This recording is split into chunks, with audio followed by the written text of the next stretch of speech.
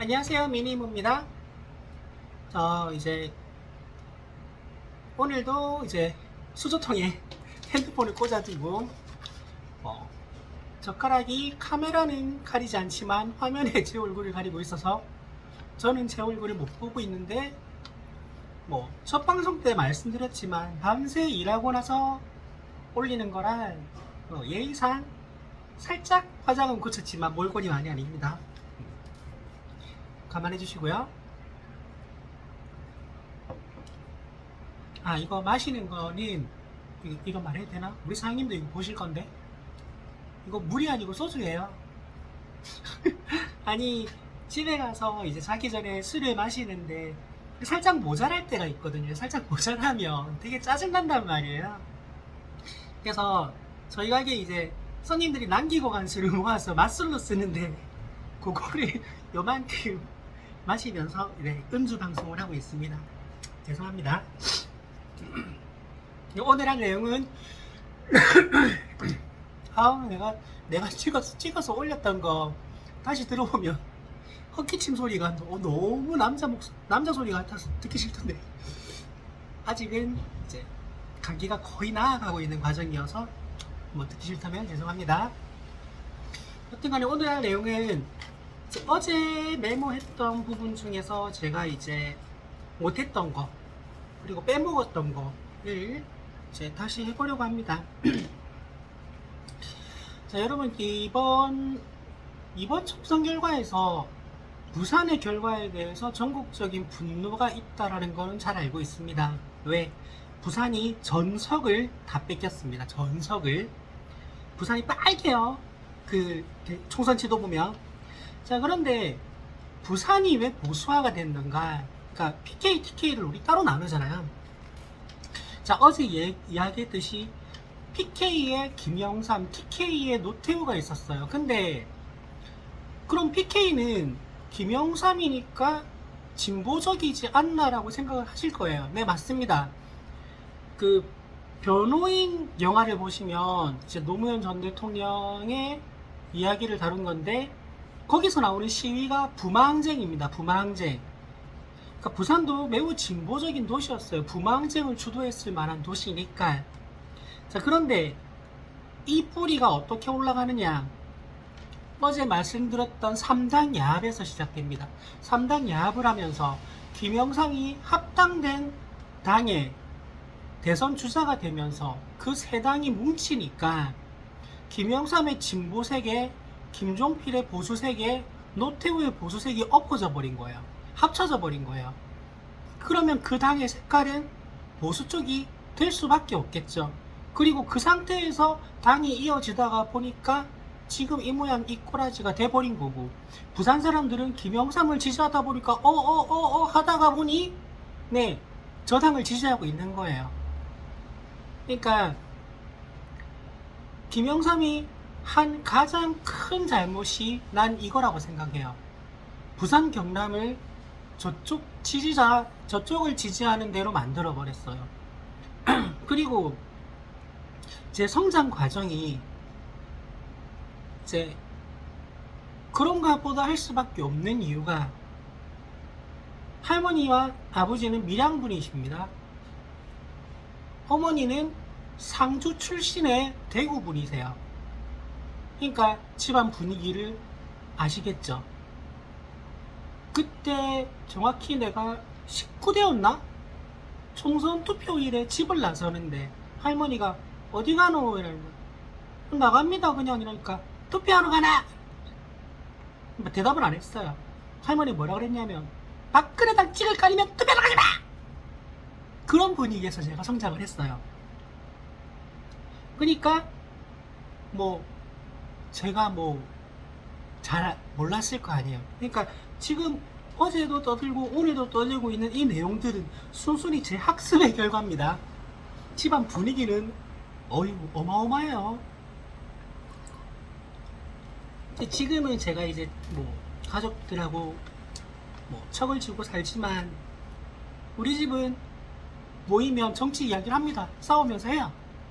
그래서 제가 정치 이야기를 하는 게 중요하다라고 이야기를 하는 거죠.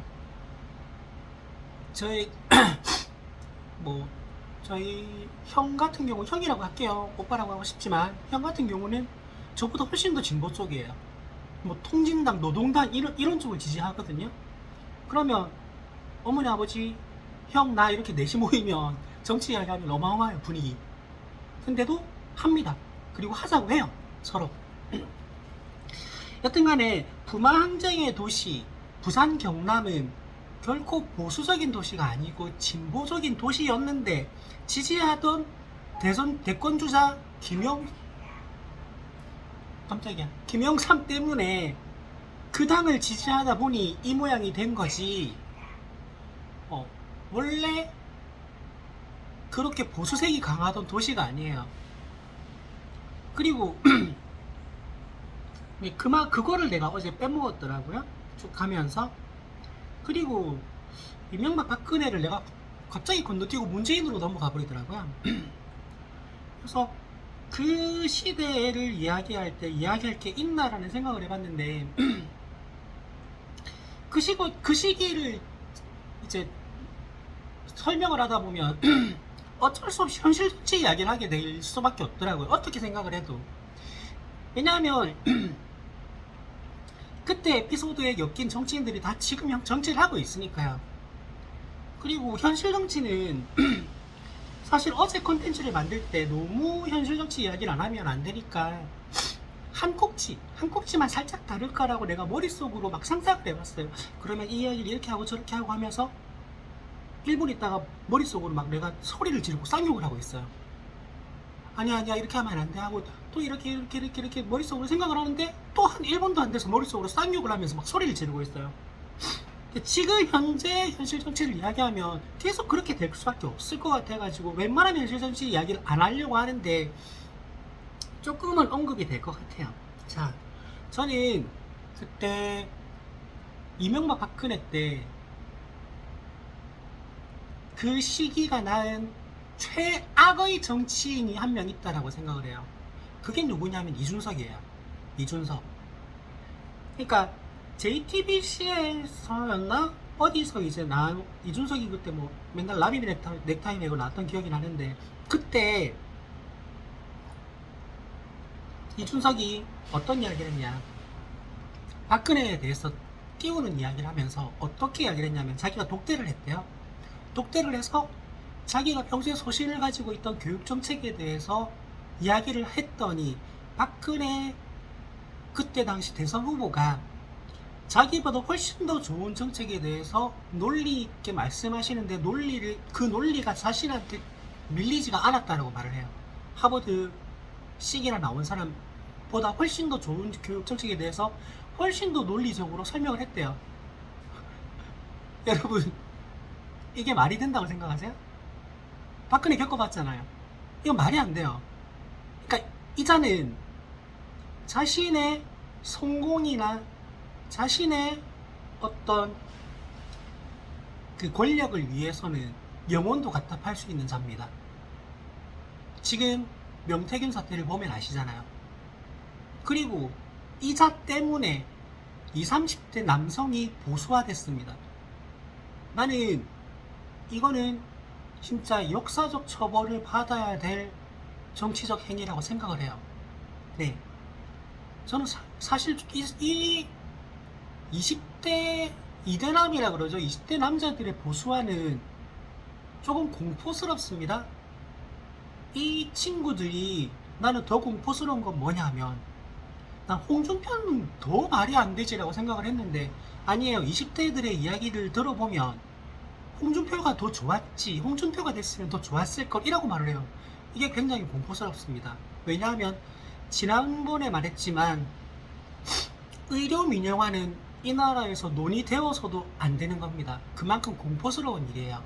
근데 홍준표는 거기에 대한 확고한 의지를 가지고 있는 정치인이에요. 그 사람이 대통령이 되면 정말 의료 민영화가 이 땅에 실현이 될지도 모릅니다. 큰일 나요, 여러분. 그래서 만약에 홍준표가 당선이 되고 의료 민영화가 시행되면 난 그 책임이 이준석이 있다고 생각하는 사람입니다. 내가 국민의힘보다 훨씬 더 싫어하는 게 개혁신당이에요. 그 자들이 나는 더 싫습니다. 그리고 그 사정을 알면서도 이준석한테 쪼로로 따라 나간 국민의힘 출신 의원들은 나는 더 증오합니다. 그거는 그 정당은 진짜 이 땅에서 사라져야 될 정당입니다. 실제로 이준석은 지금 총선 때, 이번 총선 때 여론조사 깜깜이 기간에 그 지역구에 사는 자신을 지지하는 청년들을 대상으로 SNS로 상대 후보를 공격하라고 시킵니다. 그게 허위 사실이었고 그것 때문에 지금 이준석은 재판받고 있는 중이에요. 그런 자입니다.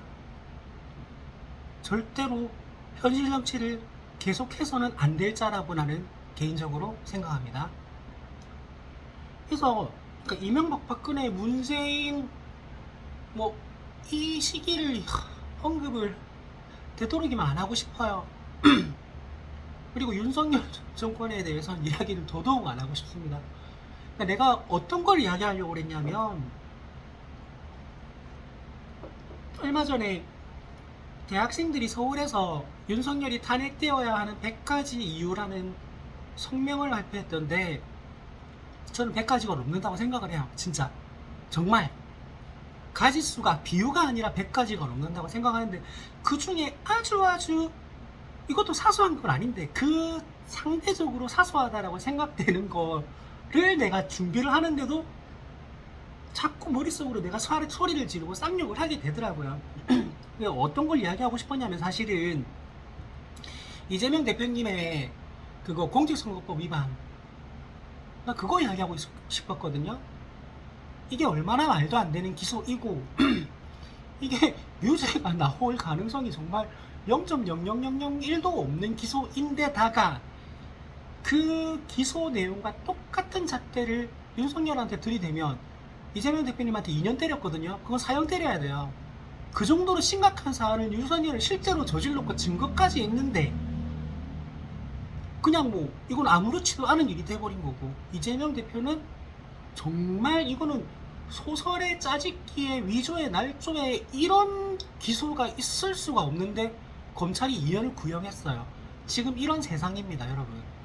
그래서 이 문제에 대해서 디테일하게 조금만 몇 문장만 말을 하면 제가 소리를 지르고 쌍욕을 할 것 같으니 이 부분에 대해서 잘 다루어 놓은 다른 유튜브를 참조하시길 바랍니다. 너무 힘들어요. 그다음에 이제 매일 20분 정도 분량을 찍는다라고 말씀을 드렸는데 남은 시간 이제 한 7분 정도가 남았네요. 7분 동안 하고 싶은 이야기는 이겁니다. 20대 남자들 때문에 이게 가능할지는 모르겠지만 아마 영영 가능하지 않을지도 모르겠지만 저는 대학생들이 좀 깨어나야 된다고 생각을 합니다. 그리고 대학생들이 현실 정치에 관심을 굉장히 많이 가지고 그리고 나서야 될 땐 나서고 일어나야 될 땐 일어날 수 있는 세상이 다시 와야 된다고 생각을 해요. 이 사태의 심각성을 좀 가지고 있어요. 근데 대학생들이 안 일어나서 문제다라는 생각만 하고 있지 이걸 심각하게 내가 고민을 해본 적이 없었는데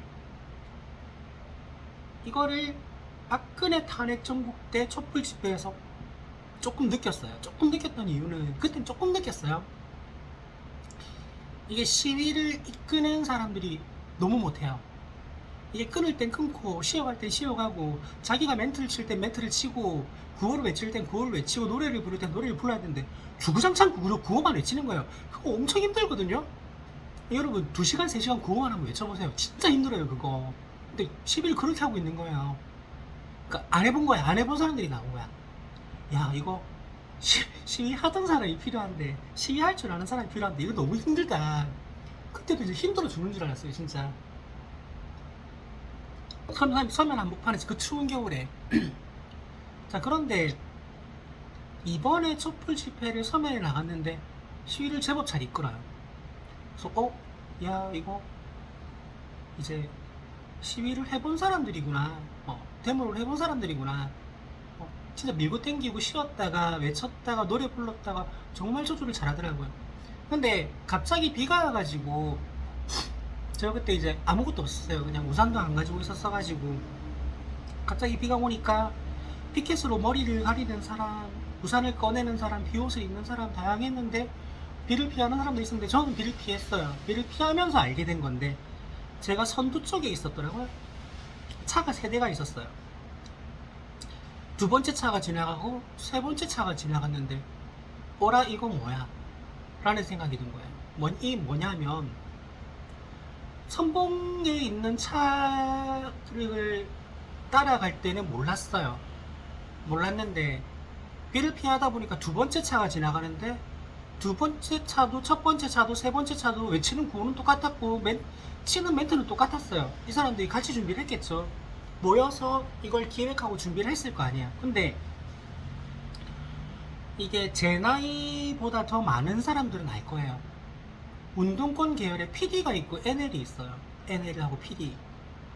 이거는 이제 프린트한 대자보가 아니고 손으로 쓴 대자보면 폰트만 봐도 알아요. 근데 프린트한 대자보를 보면 뭘 보면 알냐면 내용을 보면 알아요.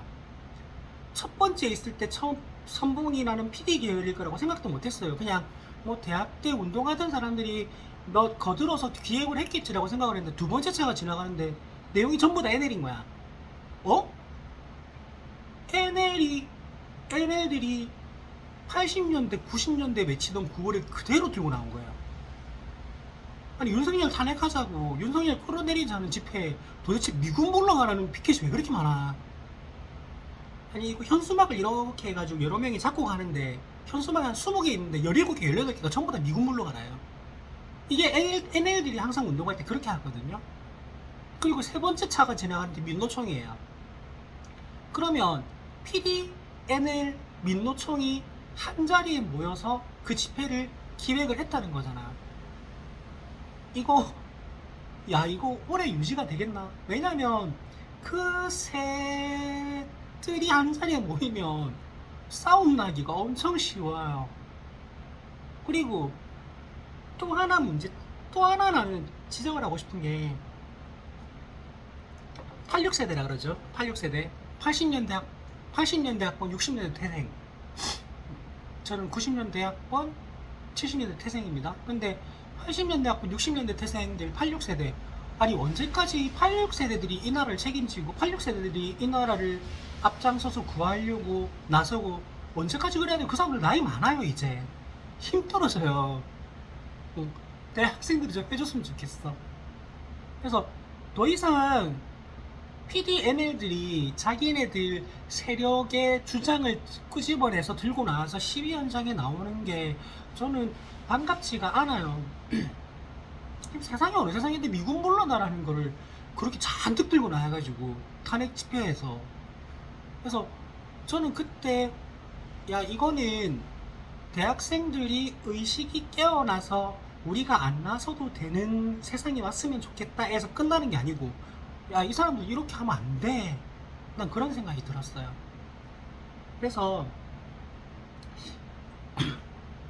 이명박, 박근혜, 문재인 그 다음에 지금 대통령의 정치적인 이야기는 다루지 않으려고 합니다. 웬만하면. 아까 이제 이준석 의원 이야기도 꺼냈었고 그 다음에 또 뭐 꺼냈었지? 이재명 대표님의 선거법 위반 재판 이야기도 꺼냈는데 너무 화가 나요. 너무 화가 나서 막 흥분해서 소리 지르고 쌍욕할 것 같아요. 뭐 흥분하고 소리 지르고 쌍욕하는 걸 보고 싶으시면 저는 지난 시간에 말했지만 조회수와 구독의 노예가 되기로 했지만 댓글의 노예도 되겠습니다. 댓글로 달아주시면 제가 소리 지르고 쌍욕하는 걸 한번 찍을게요. 근데 웬만하면 그거 좀 안 하고 싶어요. 그러니까 힘들어요. 내가 너무 힘들어요. 내가 막 엄청나게 분노를 한다든지 엄청나게 슬픈 게 있다든지 뭐 그런 엄청나게 화를 낸다든지 하면 굉장히 심적으로 힘들어지는 케이스이기 때문에 좀 안 하고 싶어요. 그래서 뭐 댓글 보고 결정을 하도록 하겠습니다. 여튼 어제 오늘 이틀 연속으로 정치 콘텐츠를 만들었는데 내일은 이제 정치 외에 다른 걸 조금 해보려고 합니다. 그러니까 정치 이야기를 너무 많이 하면 이게 정치 유튜브를 하려고 한 것도 아니고 정치를 많이 다루고 싶긴 했지만 내일은 정치가 아니고 생각하고 있는 게 있긴 한데 뭐 다른 게 떠오르면 다른 걸 다룰 수도 있겠지만 여튼 어제 오늘 정치를 했고 내일은 다른 걸 다루겠습니다. 아, 구독, 좋아요 부탁드립니다. 구독, 좋아요 꼭 해주세요. 그리고 항상 말하지만 정말 이 영상을 처음부터 끝까지 다 봐주신 분이 계시면 너무 감사합니다. 너무 감사합니다. 댓글 많이 달아주시고요. 항상 제가 피드백을 드리는 미니가 되도록 하겠습니다. 여러분 안녕.